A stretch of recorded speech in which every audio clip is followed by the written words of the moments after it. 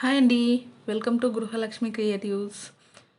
ఈ వీడియోలో first time grinder వాడినప్పుడు పిండి ఖరాబ్ అవ్వకుండా ఉండాలంటే ఏం చేయాలి చూపిస్తాను. అదేనండి, కొత్త స్టోన్స్ ఉంటాయి కదా, ఇందులో 2 కొత్త రాళ్ళు వాడేటప్పుడు మనం పిండి వేస్తే ఆ రాళ్ళకున్న డస్ట్ అంతా పిండిలో కలిసి పిండిలా ఖరాబ్ అవుతుంది కదా.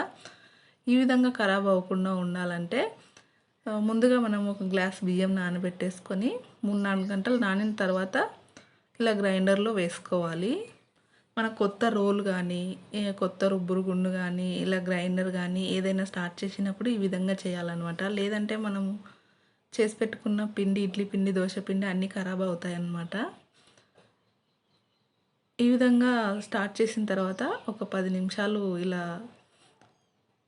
గ్రైండ్ చేసుకుంటే చూడండి, రాళ్ళు ఒక 10 నిమిషాలు అలా తిరుగుతూ ఉంటే మధ్య మధ్యలో వాటర్ వేస్తూ పిండి బాగా మెదిగేంత వరకు ఈ విధంగా చేసుకోవాలన్నమాట.